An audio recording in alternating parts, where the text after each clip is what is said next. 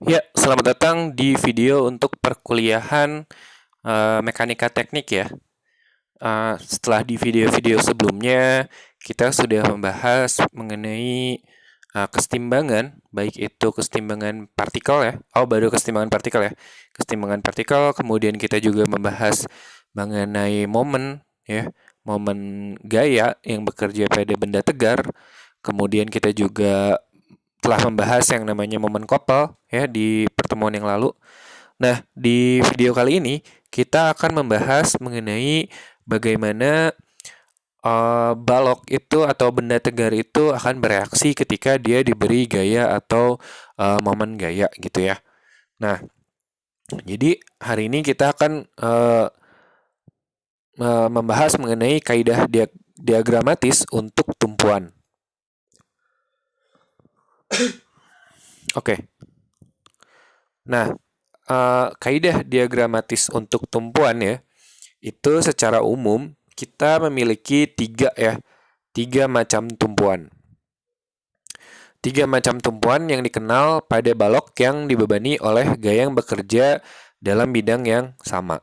Nah, hal ini itu menunjukkan bagaimana bagaimana reaksi yang diberikan oleh balok atau reaksi yang diberikan oleh benda tegar ketika benda tegar tersebut diberikan gaya ataupun diberikan momen gitu ya.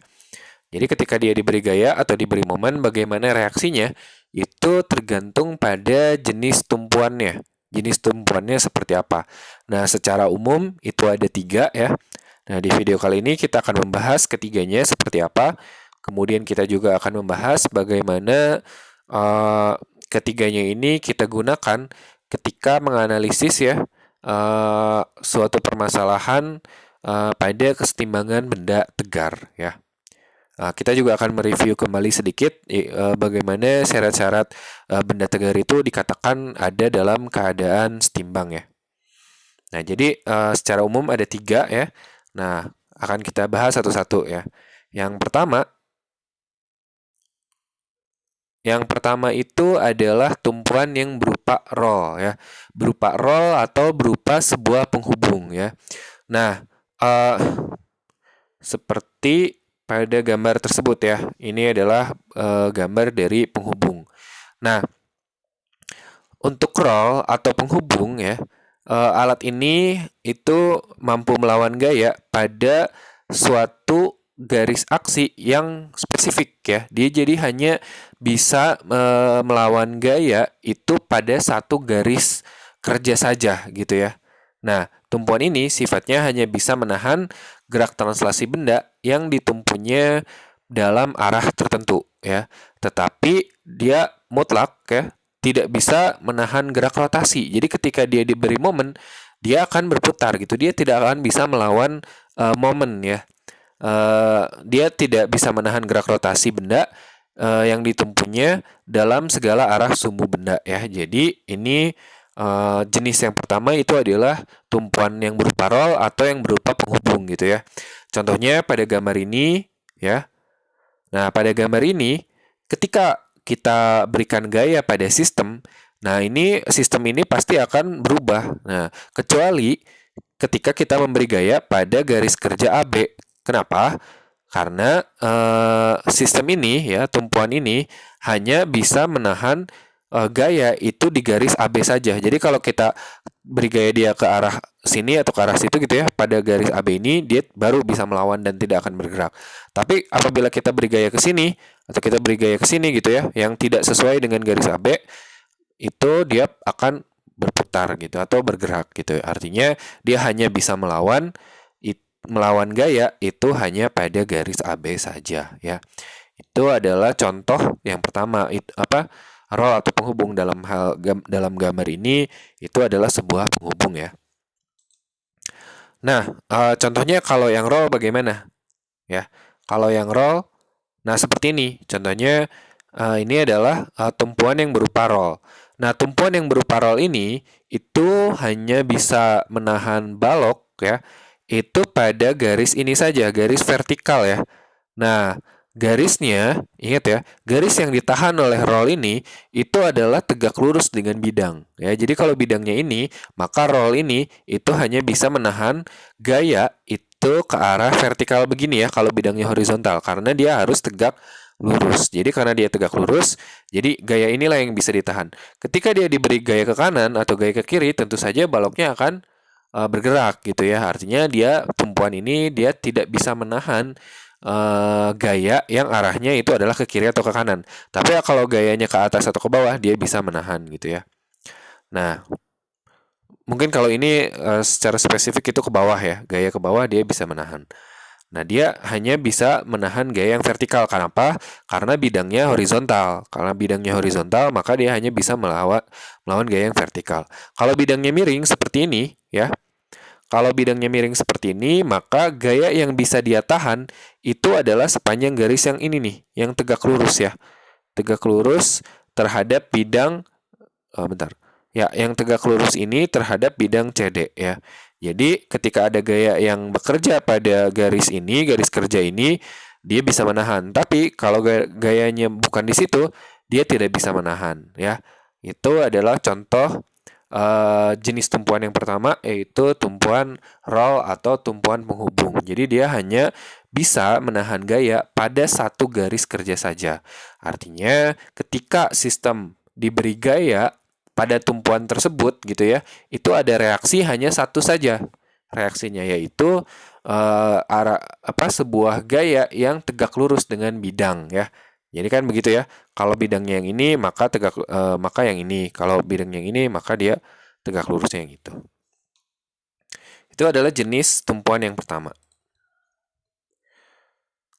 Nah, tumpuan yang jenis yang kedua itu adalah tumpuan pasak atau tumpuan pin gitu ya. Nah, tumpuan pasak ini seperti ini ya. Tumpuan ini, tumpuan yang berpasak itu mampu melawan gaya yang bekerja pada setiap arah bidang ya.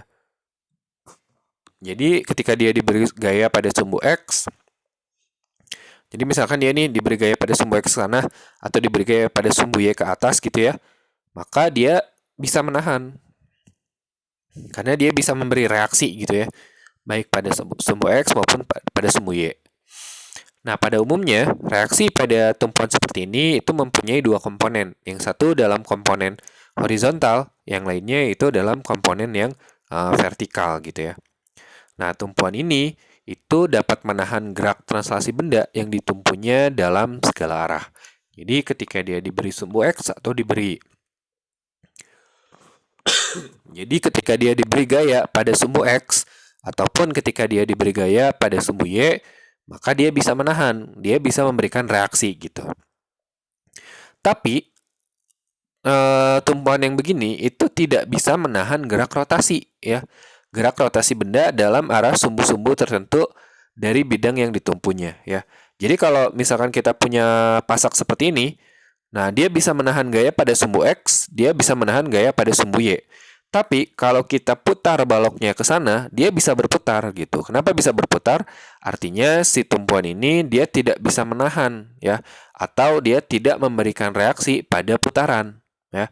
Pada putarannya tapi spesifik ya, yaitu arahnya yang begitu, yang searah jarum jam atau berlawanan jarum jam. Kalau misalkan kita putar baloknya menuju kita keluar dari bidang layar, itu dia masih bisa menahan gitu ya.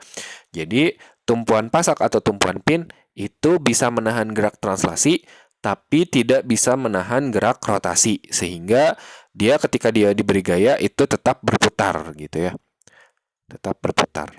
Itu adalah jenis tumpuan yang kedua ya. Jadi tumpuan pasak atau pin. Nah, jenis tumpuan yang ketiga itu adalah tumpuan jepit ya. Nah, seperti ini ya. Kalau ada balok nih yang ditanamkan ke dalam dinding, misalkan seperti itu ya. Nah, digunakan untuk balok mampu melawan gaya dalam setiap arah, ya. Jadi kalau ada balok yang ditanamkan pada dinding seperti ini, ketika dia diberi gaya pada sumbu X, dia bisa melawan. Ketika dia diberi gaya pada sumbu Y, dia juga bisa melawan. Jadi dia sama dengan yang tadi ya, dia bisa melawan gaya pada segala arah, baik itu sumbu X maupun sumbu Y. Nah, tapi selain itu, dia juga mampu untuk melawan suatu couple atau melawan momen gaya ya. Jadi ketika dia diberi momen, diberi putaran searah jarum jam misalkan begitu ya, katakanlah begitu, dia bisa menahan. Jadi ketika dia diberi momen, dia bisa menahan. Jadi pada tumpuan jepit ini, dia bisa menahan gaya-gaya pada arah translasi, sumbu X dan sumbu Y. Dia juga bisa menahan momen gaya atau momen kopal. Ya, jadi dia bisa menahan gaya gerak translasi, bisa juga menahan gerak rotasi. Ya.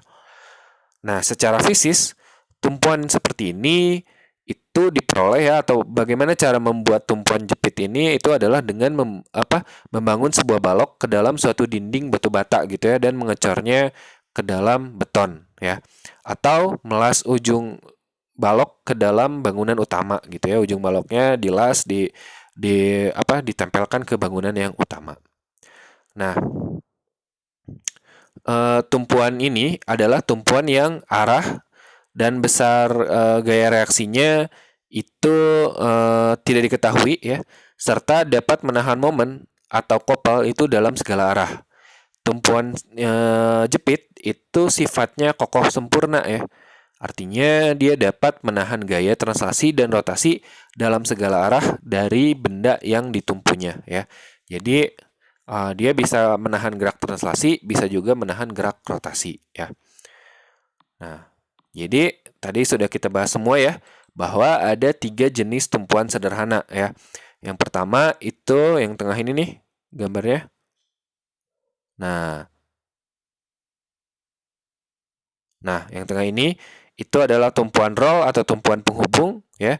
Dia hanya bisa menahan gaya pada satu arah saja. Contohnya kalau pada gambar seperti ini,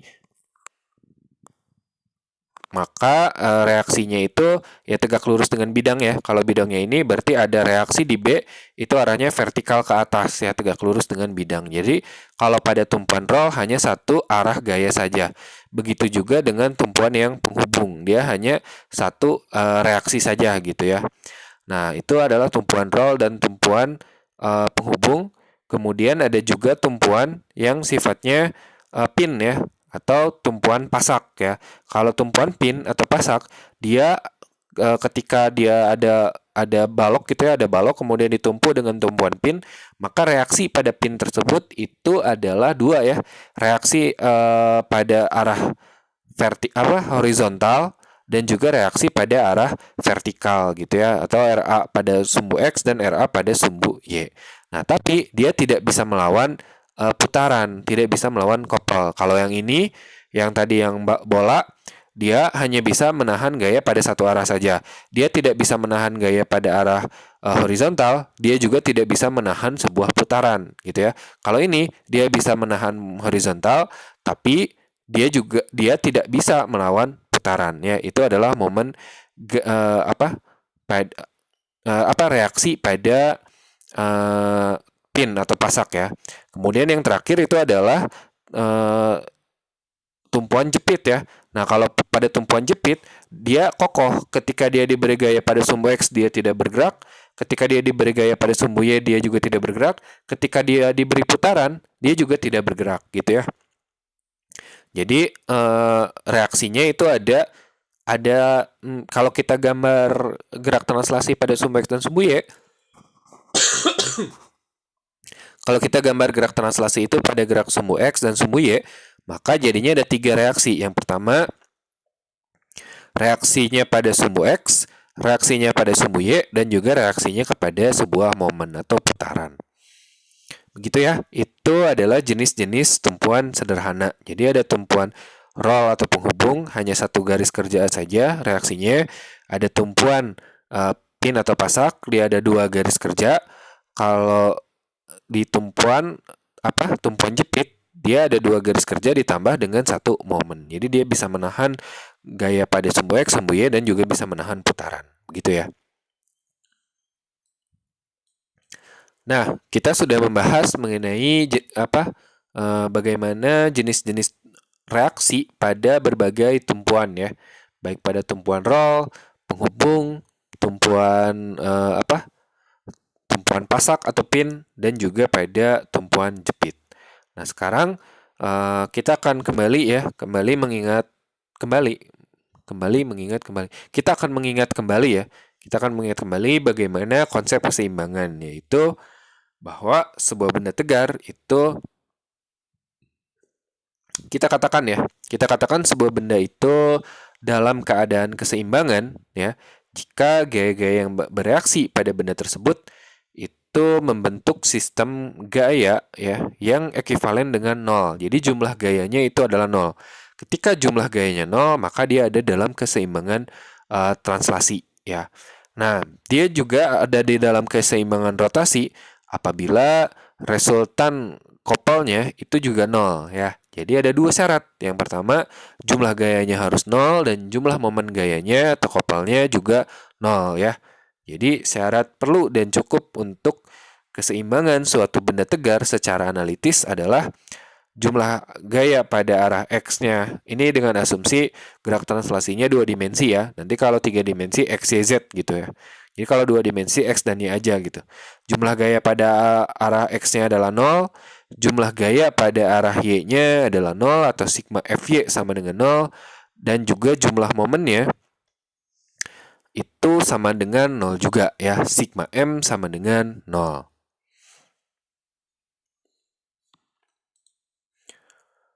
Nah, dari persamaan tersebut itu dapat dikatakan bahwa benda tidak bergerak dalam arah translasi ataupun arah rotasi ya apabila awalnya diam. Ya, jika ditinjau dari hukum 3 Newton, maka keseimbangan itu akan terjadi jika gaya aksi mendapat reaksi yang besarnya sama dengan gaya aksi tetapi arahnya saling berlawanan. Ya, demikian kita sudah membahas mengenai mengenai kaidah diagramatis ya pada tumpuan. Kemudian kita juga telah membahas mengenai konsep kesetimbangan benda tegar, yaitu dia dikatakan dalam keadaan yang seimbang jika jumlah gayanya sama dengan 0 dan jumlah momennya itu sama dengan 0. Nah, sekarang kita akan bahas satu contoh soal dulu ya. Ini mengenai tadi yang barusan bahwa konsep keseimbangan pada benda tegar itu terjadi ketika jumlah momennya itu sama dengan 0 ya. Jadi bisa dilihat di contoh ini, katakanlah kita memiliki sebuah batang ya. Kita memiliki sebuah batang yang panjangnya adalah 40 cm atau bisa juga kita tulis sebagai 0,4 meter ya. Dan masanya artinya batang ini ada beratnya nih. Ya, ada gaya berat gitu. Nah, masanya itu adalah 30 kg ya. Nanti gaya beratnya tinggal dikali 30 ini dikali dengan percepatan gravitasi bumi yaitu 9,8 meter per second kuadrat atau kadang juga dibulatkan ya supaya mudah itu jadi 10 meter per second kuadrat. Nah, dia ditopang oleh tali ya, dan salah satu ujungnya itu digantungi beban ya. Digantungi beban 50 kg ya. Nah, pertanyaannya itu adalah bagaimana dengan tegangan talinya? Berapakah besarnya tegangan tali ini yang bisa menahan sistem balok dan batang dan balok ini ya.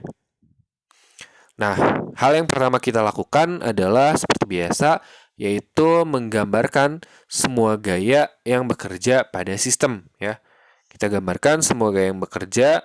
Kemudian, ya, yang pertama itu adalah ada berat batang ya. Berat batang kita katakanlah dia itu kita katakan W1 gitu ya. Berat benda 1 gitu atau berat batang gitu. Kemudian kita juga punya berat balok ya. Yaitu besarnya adalah W2 ya. Kemudian gaya yang ketiga itu adalah tegangan tali ya. Nah, sebenarnya masih ada satu gaya lagi atau masih ada gaya lagi ya. Gaya di mana yaitu pada reaksi pada sini. Di sini ada reaksinya. Nah, tapi kita nggak tahu nih apakah dia tumpuannya jenisnya apa gitu ya.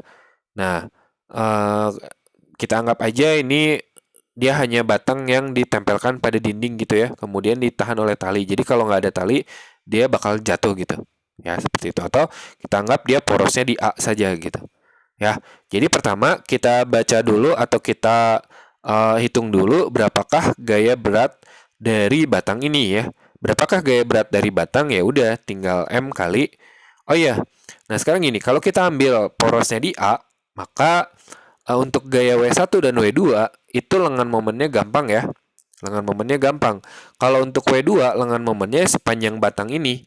Ya, kenapa? Karena dia sudah tegak lurus. Diingat lagi, yang namanya lengan momen itu adalah jarak dari poros ke gaya ya, ke titik ke garis kerja gaya yang tegak lurus. Jadi, ketika gayanya adalah W2 begini, ya udah ini adalah lengan momennya karena ini sudah tegak lurus ya.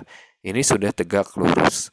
Nah, begitu juga W1. Nah, pertanyaannya W1 lengan momennya berapa nih?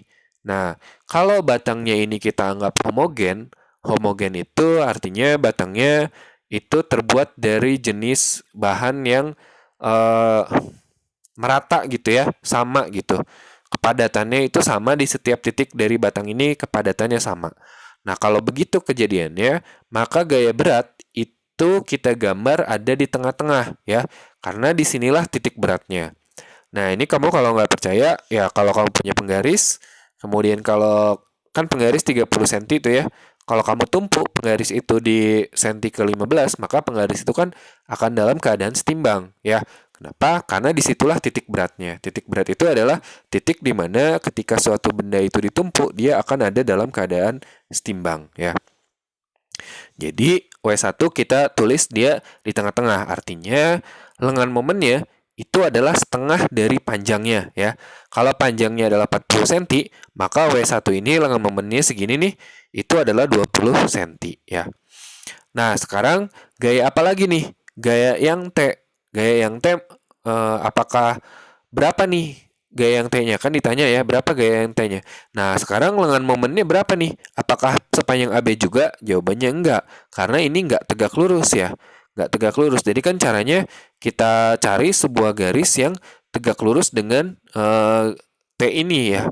Nah, atau kita punya alternatif lain ya. Gaya T-nya aja kita uraikan ke arah sumbu Y dan ke arah sumbu X gitu ya. Jadi misalkan kita uraikan dia ke arah sumbu Y. Nah, satu lagi adalah ke arah sumbu X. Tapi ke arah sumbu X ini nggak usah kita perhitungkan. Kenapa? Karena jika T ini kita uraikan ke arah sumbu X, maka uraian gaya yang ke arah sumbu X ini akan menuju poros kan ya. Nah, ketika dia menuju poros, diingat-ingat lagi, semua gaya yang garis kerjanya melewati poros, itu tidak akan memberikan efek rotasi pada benda ya. Tidak akan memberikan efek rotasi, artinya momennya itu sama dengan 0. Jadi yang tersisa pada gaya ini hanya komponen gayanya yang ke arah sumbu Y ya. Nah, ke arah sumbu Y ini tentu saja tegak lurus ya. Tegak lurus dengan poros A ya. Jadi ketika kita gunakan ini uraian, oh ini salah ya. Ini bukan cos tapi harusnya adalah sin ya. Ini harusnya adalah sin ya. Karena sudutnya ini 30, maka ini harusnya adalah sin. Jadi T sin 30 ya. Ini diperbaiki ya nanti ya. Ini T sin 30. Nah, lengan momennya udah ini AB ya. Nah, berikutnya kita hitung dulu nih besarnya gaya masing-masing. Dimulai dari W1 ya. W1 tentu saja ya massa batang dikali dengan percepatan gravitasi bumi ya. Jadi 30 kali dengan 9,8. Dapatlah beratnya batang ini adalah 294 Newton. Kemudian kita punya W2 ya. W2 ini menghitungnya ya tinggal sama ya kayak tadi ya, M kali G, di mana massa dari balok itu adalah 50 kg. Dikalikan 9,8 dapatlah angka 490 Newton. Nah, panjang batang atau L itu adalah 40 cm ya. Jadi kita rubah dia ke meter, dapatlah kita angka 0,4 meter. Nah, berikutnya kita menghitung jumlah momen gaya dengan poros di A ya. Kita hitung jumlah momen gaya dengan porosnya itu adalah di A. Nah, sekarang kita lihat. Kalau porosnya itu di A, maka ada 3 gaya ya. Ada gaya W1, ada gaya W2, dan ada gaya T sin 30. Ini sin ya. Ini sin nih, sin 30. Nah, jadi ada 3 momen ya. Jadi sigma momen poros di A itu adalah M1, M2, dan M3 ya. M1 kita lihat, M1 itu adalah momen yang diakibatkan oleh gaya berat 1 atau gaya berat benda W1 ini kan ya. W1 ini pada benda ini itu mengakibatkan putaran searah jarum jam ya. Searah jarum jam artinya dia memberikan momen yang nilainya negatif karena searah dengan jarum jam ya. Kalau ada batang seperti ini kemudian diberi gaya begini, kan batangnya akan bakal berputar ya jatuhnya. Kalau porosnya di A, maka dia akan berputar dan putarannya adalah searah jarum jam. Jadi W1 ini memberikan nilai negatif ya. Negatif W1. Nah, lengan momennya itu adalah setengah dari panjang batang ya. Kalau panjang batangnya adalah L, maka ini adalah setengah L ya. Kemudian kita lihat juga W2. Nah, W2 itu sama seperti W1. Dia memberikan putaran itu searah dengan jarum jam ya. Searah dengan jarum jam artinya juga dia bernilai negatif ya. Dia bernilai negatif. Bentar. Dia bernilai negatif karena dia memberikan putaran searah jarum jam. Jadi dia bernilai negatif, kemudian panjang lengan momennya dari sini ke poros itu adalah L ya. Jadi min W2 kali L. Nah, berikutnya itu adalah gaya T sin 30 ya. T sin 30 ini bukan cos, sekali lagi ini adalah sin. T sin 30 kali dengan L ya. Kali dengan L. L-nya ini lengan momennya adalah L untuk yang T sin 30.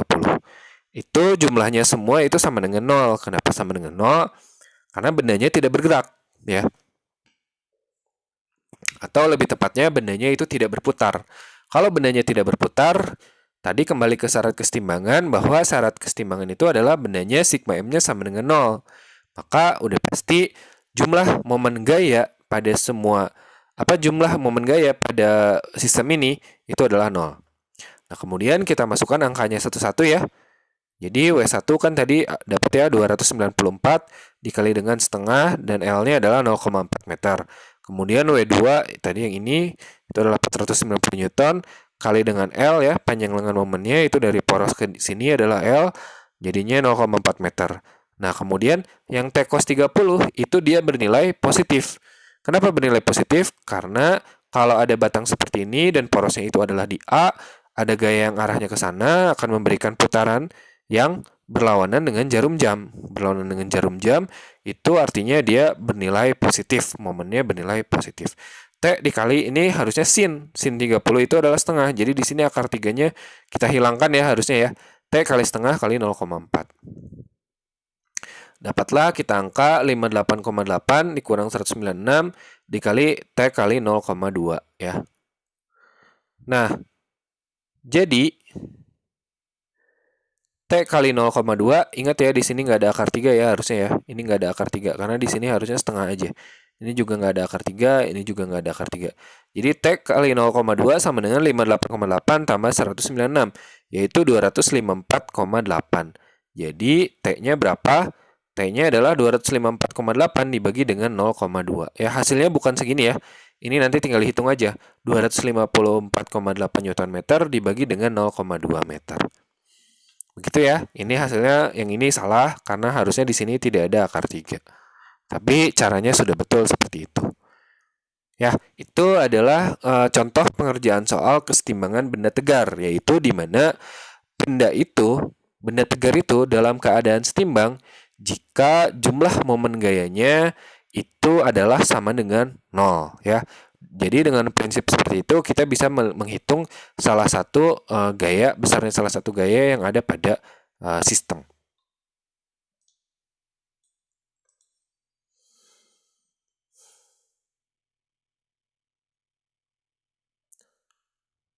Nah, berikutnya kita akan membahas bagaimana tadi ya yang tadi sudah kita bahas di awal, yaitu bagaimana reaksi-reaksi pada tumpuan ya.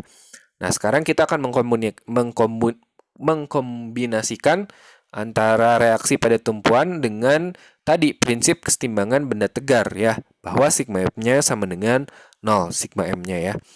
Nah, jadi soalnya seperti ini. Perhatikan konstruksi derek ya atau crane berikut gitu ya.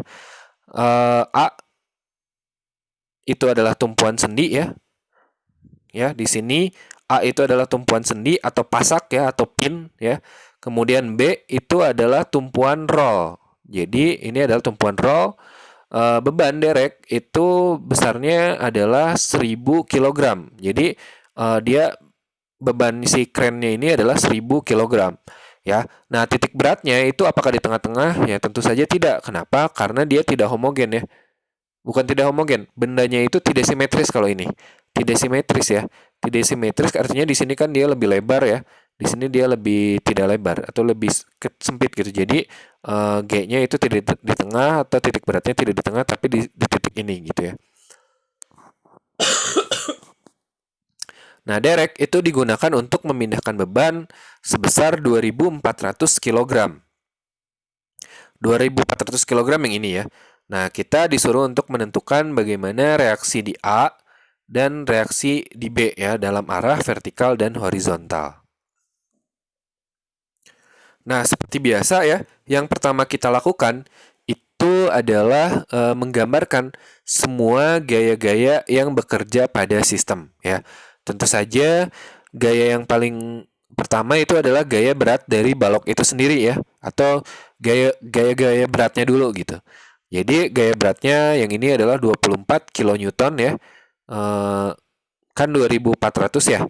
2400 kalau kita bulatkan percepatan gravitasi bumi itu adalah 9,8 jadi dibulatkan jadi 10, maka gaya beratnya itu adalah 2400 dikali 10 yaitu 24.000 Newton.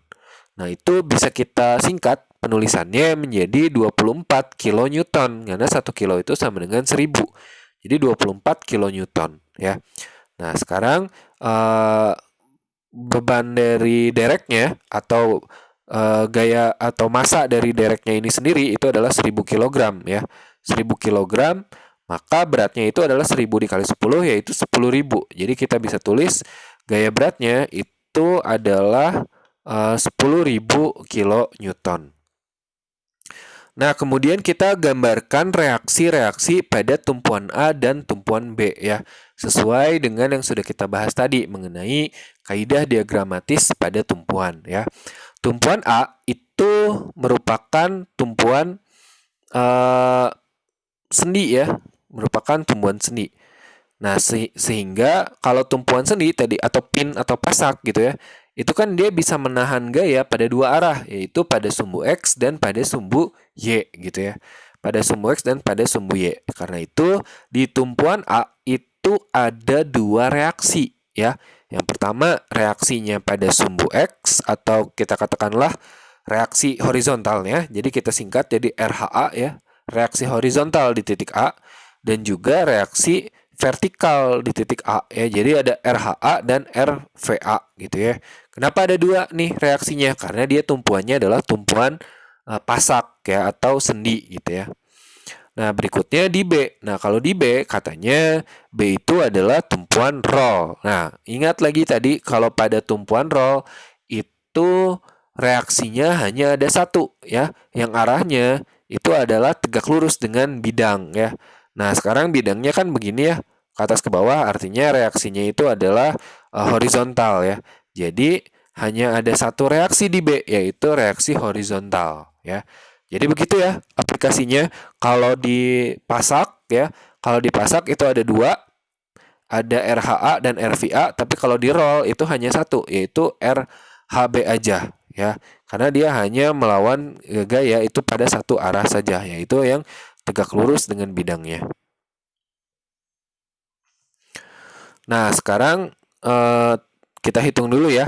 Tadi ini sudah dikatakan sebenarnya 2.400 kg dikali 10 jadinya 24.000. Jadi beban baloknya ini adalah 24 kN ya. Sedangkan kalau untuk dereknya sendiri karena masanya adalah 1000 kg dikalikan 10 jadinya adalah 10.000 Newton ya. Atau bisa kita tulis sebagai 10 kN. Nah, kemudian kita gunakan prinsip keseimbangan, yaitu bahwa pada benda tegar, benda itu dikatakan dalam keadaan seimbang ya. Itu baik translasi maupun rotasi ya. Itu adalah ketika sigma F dan sigma M-nya sama dengan 0 ya. Jadi kalau kita ambil satu poros ya. Nah, gimana nih? Porosnya di mana? Di A atau di B? Ya tergantung kamu mau cari yang mana dulu. Kalau kamu mau cari yang bagaimana reaksi di B, maka porosnya adalah di A. Tapi kalau kita cari reaksi di A, porosnya itu di B ya. Kenapa begitu? Karena gaya-gaya yang ada di poros itu kan tidak dihitung. Jadi itu akan mempermudah kita dalam melakukan perhitungan ya. Nah, sekarang kita cari RHB-nya dulu ya. RHB ini berapa? Ya udah, berarti kita ambil satu poros, yaitu poros di A ya. Jadi sigma MA itu adalah sigma M1 tambah M2 tambah M3 ya. Jadi ketika momennya itu porosnya di A, itu ada 3 gaya, berarti kan sisanya yaitu RHB, ini 10 kN dan 24 kN ya. Nah, misalkan satu-satu ya. Kalau porosnya adalah di A dan gayanya adalah 24 kN begini, maka gaya ini itu akan memberikan kecenderungan putaran itu searah jarum jam ya. Sehingga dia bernilai negatif ya, negatif 24 kN. Nah, sekarang lengan momennya bagaimana? Apakah lengan momennya adalah jarak dari sini ke sini? Tentu saja tidak, karena itu tidak tegak lurus ya, ininya tidak tegak lurus nih. Jadi jarak tegak lurusnya itu adalah dari titik A ke sini ya. Nah, ini adalah jarak tegak lurusnya dari sini ke sini, yaitu bisa dilihat di bawahnya 2 dan 4 meter ya. 2 meter dan 4 meter jadinya adalah 6 meter. Jadi ini adalah lengan momen dari 24 kN. Nah, sekarang kita lakukan hal yang sama untuk yang 10 kN. Gaya yang 10 kN ini pada poros A dia memberikan putaran searah jarum jam. Jadi dia bernilai negatif ya. Bernilai negatif 10 kN. Nah, lengan momennya ingat yang tegak lurus berarti jarak segini. Itu adalah 2 meter. Jadi min 10 kN dikali dengan 2 meter. Kemudian ada gaya apa lagi? Ada gaya RHB ya. Gaya RHB ini itu memberikan putaran pada poros A itu adalah berlawanan dengan jarum jam. Karena dia berlawanan dengan jarum jam, jadi dia bernilai positif ya. RHB dengan momennya adalah jarak dari sini ke sini. Karena ini sudah tegak lurus kan. Sudah tegak lurus berarti jarak dari sini ke sini ya udah itu adalah lengan momennya, yaitu 1,5 meter ya. Nah, dapatlah itu sama dengan 0 ya jadinya ya.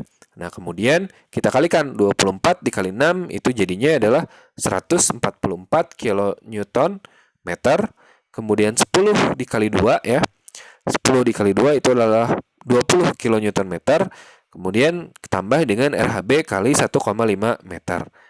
Ya, dapatlah kita angka 144 min 144 dikurang 20 kan jadinya min 164 ya.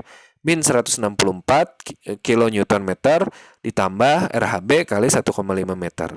Nah, yang min 164 kN meter itu sebenarnya bisa kita pindah ke kanan ya. Kalau kita pindah ke kanan atau pindah ruas itu jadinya dia bernilai positif.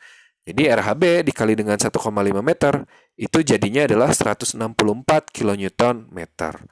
Nah, jadi kalau kita ingin tahu RHB, ya yang 1,5 ini tinggal kita tukar ke bawah. Jadinya 164 dibagi dengan 1,5. Dapatlah kita angka 109,3 kN. Nah, bagaimana dengan arahnya ya? Sekarang begini. Arahnya kita gambar, tadi digambar, itu adalah ke kanan, gitu kan ya? Ke kanan. Nah, terus nilainya setelah kita hitung nilainya adalah positif. Jadi betul ke kanan, gitu. Jadi arahnya betul ke sana, ke kanan. Nah, tapi kalau misalkan kita sudah hitung dan nilainya adalah negatif, berarti angkanya sudah benar, tapi arahnya tinggal dibalik. Berarti nanti kalau negatif itu harusnya dia ke kiri gitu ya. Jadi kita beri dulu prediksinya ke kanan, terus dia nilai perhitungannya adalah positif, berarti dia benar ke kanan gitu. Tapi kalau misalkan prediksi kita ke kanan, kemudian perhitungannya negatif, berarti dia harusnya adalah ke kiri. Gitu ya, atau kebalikannya. Nah, kita sudah dapat nih RHB-nya berapa, yaitu 109,3 kN. Nah, sekarang kita ingin mengetahui berapakah RHA dan RVA ya. Nah, kalau kita ingin tahu reaksi di A, maka momennya ya jangan di A, tapi momennya itu adalah di B. Porosnya ya. Porosnya bukan di A, tapi porosnya itu adalah di B. Nah, kita ulangi lagi. Sekarang kita gunakan poros di B ya. Kalau porosnya adalah di B, ya, kalau porosnya itu adalah di B, maka ada 4 gaya ya. Ada RVA, ada RHA, ada 10 kN dan 24 kN. Nah, tapi yang RVA ini dia garis kerjanya itu melewati poros ya. Kalau kita tarik garis dia ke belakang, ternyata dia melewati poros B. Artinya RVA ini tidak memberikan efek putaran pada batang ini atau pada kren ini ketika porosnya di B ya, karena dia ketika diperpanjang ternyata menuju poros, atau ketika dia diperpanjang ke belakang gitu ya, dia melewati poros. Artinya RVA ini tidak memberikan efek putaran. Jadi tidak usah dihitung ya. Jadi yang dihitung adalah RHA 10 kN dan 24 kN ya. Jadi ada 3 tuh momennya. Momen karena 24 kN, momen karena 10 kN, dan momen karena RHA. Nah, kita bahas satu-satu ya. Si 24 kN ini pada poros di B, dia menimbulkan putaran yang arahnya adalah searah jarum jam. Sehingga dia memberikan momen yang nilainya negatif, yaitu negatif 24 kN kali dengan jaraknya itu adalah 6 meter ya. Jadi 24 dikali dengan 6 meter. Kemudian kita lihat yang kedua itu adalah gaya yang 10 kN. Nah, gaya yang 10 kN ini dia pada poros B, dia itu memberikan efek putaran yang searah jarum jam juga. Jadi dia bernilai negatif ya. Dia bernilai negatif 10 kN dikali dengan lengan momennya, yaitu adalah yang 2 meter ini ya. Jadi min 10 kN kali 2 meter. Nah, kemudian yang RHA. RHA itu kalau kita gambar prediksinya ke kanan gitu ya, maka dia memberikan sebuah putaran pada poros B itu adalah searah jarum jam. Jadi dia pun sama bernilai negatif ya, RHA negatif RHA kali dengan lengan momennya itu adalah yang ini ya. Sudah jelas yang 1,5 meter karena ini sudah tegak lurus. Jadi ini sudah lengan momen ya, 1,5 meter. Nah, kita kalikan 24 dikali 6 itu jadinya adalah 144 kN, 10 kN dikali 2 meter jadinya min 20 kN meter gitu ya. Sama dengan yang ini kita pindah ke kanan jadi positif RHA kali 1,5. Nah, min 144 dikurang 20 ya jadinya min 164 ya. Min 164 itu sama dengan RHA dikali dengan 1,5 ya. Jadi, kalau kita ingin tahu besarnya RHA, ini RHA ya, bukan RHB ya, itu adalah min 164 dibagi dengan 1,5. Jadilah kita dapat besarnya adalah min 109,3 kN. Nah, min 109,3 kN. Ternyata sama ya dengan yang tadi ya. Sama dengan RHB. Nah, pertanyaannya begini. Arahnya betul nggak ke kanan? Nah, karena kita memprediksikan dia ke kanan, sementara hasilnya itu bernilai negatif ya, bernilai negatif, maka dia arah gayanya itu sebenarnya adalah kebalikan dari prediksi kita. Jadi, RHA itu seharusnya adalah ke kiri gitu ya. Karena kita prediksikan ke kanan dan dia bernilai negatif. Jadi dia sebenarnya adalah kebalikan arahnya. Berarti ya ke kiri gitu ya. Nah, berikutnya kita kan sudah tuh RHB-nya udah, RHA-nya udah. Berarti yang belum adalah RVA ya. Yang belum adalah besarnya RVA ini berapa. Nah, untuk menghitung RVA itu kita menggunakan sigma F ya, atau pada gerak translasinya, yaitu jumlah-jumlah gaya pada sumbu Y. Karena RVA ini ada arahnya adalah di sumbu Y, maka kita lihat jumlah gaya pada sumbu Y itu sama dengan 0. Karena kan sistem ini dia tidak bergerak ke bawah, tidak bergerak ke atas. Artinya Artinya dia dalam keadaan diam. Artinya jumlah gayanya itu sama dengan 0. Gaya yang ke atas sama dengan gaya yang ke bawah. Jadi sigma FY itu sama dengan RVA ya, dia bernilai positif karena dia ke atas. Kemudian 10 kN itu ke bawah, jadi dia nilainya negatif. dan 24 kilonewton juga ke bawah karena jadinya dia nilainya negatif.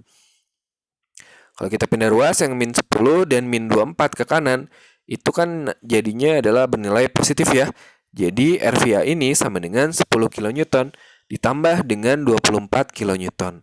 10 kilonewton ditambah dengan 24 kilonewton, dapatlah kita angka bahwa RVA ini adalah 34 kilonewton. Jadi gitu ya, itu adalah bagaimana strategi pemecahan soal untuk mengetahui besarnya reaksi-reaksi pada tumpuan ya. Jadi kita sudah menghitung RHB dengan cara menghitung momen dengan poros di A. Kita juga setelah menghitung RHA dengan cara menghitung momen dengan poros di B ya. Kemudian kita juga sudah menghitung RVA, yaitu dengan cara sigma F-nya sama dengan 0 gitu ya. Itu jumlah gayanya sama dengan 0. Ya begitu ya. Kita bahas satu contoh soal lagi mungkin ya untuk memperdalam pemahaman kita mengenai bagaimana menerapkan kaidah diagramatis pada tumpuan pada kesetimbangan benda tegar ya. Nah, berikut adalah contoh soal yang terakhir ya pada video kali ini. Jadi kita memiliki sebuah balok sederhana ya. Kita memiliki sebuah balok sederhana dengan tumpuan sendi dan tumpuan roll. Jadi di A itu ada tumpuan sendi atau pin atau pasak ya. Sehingga pada titik A itu ada dua jenis reaksi ya. Yaitu reaksi pada arah horizontal dan juga reaksi pada arah vertikal karena dia tumpuannya adalah tumpuan sendi. Kemudian ada juga tumpuan roll di titik B. Nah, karena di titik B itu tumpuannya adalah tumpuan roll, diingat kembali bahwa kalau tumpuan roll itu dia hanya memberikan reaksi pada satu arah saja, yaitu tegak lurus dengan bidang ya. Jadi pada tumpuan roll ini ada satu reaksi saja, yaitu RVB. Kemudian dia menerima beban ya terpusat di F2 dan F3 ya. Jadi ada dua beban ini di titik D dan di titik E. Kemudian ada sebuah momen ya. Ada sebuah momen sebesar 80 ya. Sebesar 80 kilonewton meter ya. Nah, sebesar 80 kilonewton meter itu dia berlawanan dengan jarum jam ya. Artinya momen ini adalah momen yang bernilai positif ya. Nah, kita ditanya bagaimanakah reaksi tumpuan di A dan di B ya. Artinya kita mencari RVA dan RHA dan juga RVB. Nah, tentu saja yang pertama kita lakukan adalah menggambarkan gaya-gayanya. Tapi karena gayanya sudah digambarkan, jadi kita langsung bisa menghitung ya. Kita bisa menghitung. Nah, yang namanya momen itu merupakan hasil perkalian antara gaya dengan jarak tertentu dalam posisi saling tegak lurus. Artinya dengan momen gaya ya. Dengan lengan momen. Jadi momen gaya itu perkalian antara gaya dengan lengan momennya ya. Nah, sekarang kita ingin tahu bagaimana reaksi di B ya. Reaksi di B artinya RVB gitu ya. Berarti kita gunakan sigma M sama dengan 0. Kita gunakan sigma M sama dengan 0 dengan poros di A ya. Kalau kita ingin tahu yang B, maka porosnya itu harus di A ya. Jadi kita tulis, nah sekarang gini, kalau porosnya di A, itu ada berapa momen yang harus kita hitung? Yang pertama itu adalah momen karena ya ini ada momen sendiri gitu, sebesar 80 kilonewton meter. Kemudian ada momen karena gaya F2 sebesar 15 kilonewton dengan lengan momen 10 tambah 10 20 gitu ya. Kemudian ada momen yang ketiga yang besarnya adalah 16 kilonewton dengan lengan momennya terhadap poros A itu adalah 10 tambah 10 tambah 12. Jadinya 32 meter ya. Kemudian ada momen karena RVB. Ya, momen karena RVB ini arahnya ke sana. Jaraknya atau lengan momennya adalah 10 tambah 10 tambah 12 tambah 8 yaitu 40 meter. Atau sepanjang dari baloknya tersebut gitu ya. Jadi kita tulis sigma MA itu sama dengan 0. Nah, sigma MA itu adalah jumlah momen gaya yang bekerja pada sistem dengan poros di A ya. Nah, sekarang dilihat ada berapa momen nih. Tadi sudah dihitung ya. ada momen karena C, ada momen karena F2, ada momen karena F3, dan karena RVB. Jadi ada 4 ya. Jadi MC, M2, M3, dan MVB. Nah, MC itu sudah tidak perlu dihitung lagi karena dia sudah berupa momen ya. Nah, momen karena dia arah putarannya adalah berlawanan jarum jam, jadi si MC ini dia bernilai positif ya. Dia bernilai positif sebesar 80 kN meter. Kemudian kita tentukan dulu gaya yang F2 ini dia memberikan putaran searah jarum jam atau berlawanan dengan jarum jam. Karena F2 ini dia memberikan putaran pada poros A itu adalah searah dengan jarum jam, maka dia bernilai negatif ya.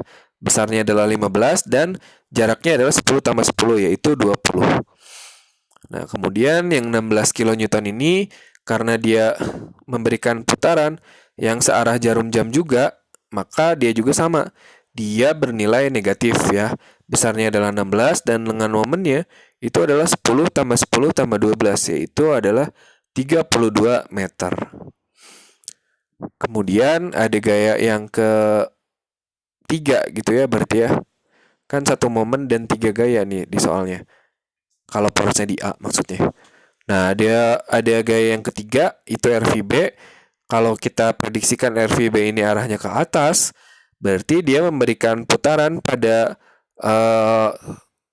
poros di A itu adalah berlawanan dengan jarum jam ya. Karena berlawanan dengan jarum jam maka dia bernilai positif.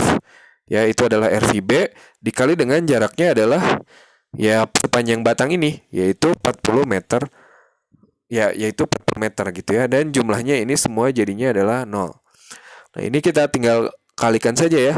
15 kali 2 itu 20 itu adalah 300.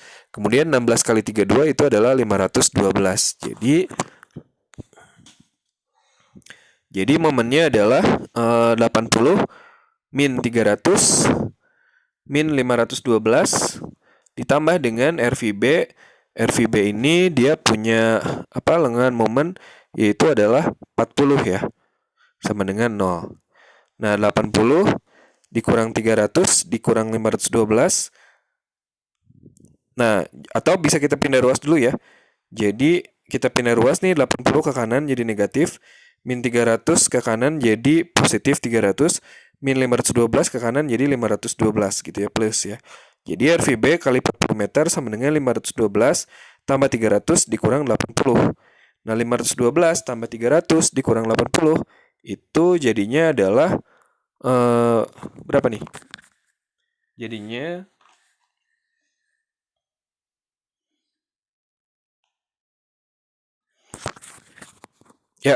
adalah 732 kN meter ya. 732 kN meter. Jadi kalau kita ingin tahu RVB, ya tinggal dibagi. 732 dibagi dengan 40 jadinya adalah 18,3 kN. Nah, arahnya gimana? Karena dia bernilai positif dan prediksi kita adalah ke atas, berarti benar. Reaksi di B itu adalah arahnya adalah ke atas ya. Seperti itu ya. Ini kan 732 nih. 732 dibagi dengan 40 jadinya 18,3, nilainya adalah positif, berarti RVB benar dengan prediksi, sesuai dengan prediksi yaitu ke atas. Nah, sekarang bagaimana untuk menentukan besarnya reaksi di RVA dan RHA ya. Nah, berarti ya kita ambil poros di B ya. Kalau porosnya itu adalah di B ya. Kalau porosnya di B, maka ada berapa nih yang harus kita hitung? Yaitu M karena RHA gitu ya, M karena RVA, kemudian ada momen sebesar 80 kN itu tadi, kemudian ada gaya 15 kN dan ada gaya 16 kN. Jadi adanya 5 ya, MRHA atau MRVA tambah MC tambah M2 tambah M3. Nah, tapi si MRHA ini kalau kita perpanjang garisnya itu dia menuju poros. Artinya sebenarnya ini nggak usah dihitung sih. Ya, karena dia menuju poros jadi dia nggak usah dihitung. Atau boleh kita hitung tapi dia nilainya adalah 0 ya. Karena dia menuju poros sehingga dia tidak memberikan efek putaran gaya yang RHA ini ya. Nah, sekarang kalau gaya yang RVA dia memberikan efek putaran. Efek putarannya yaitu adalah searah dengan jarum jam. Karena searah dengan jarum jam, maka dia bernilai negatif. Dikali dengan lengan momennya.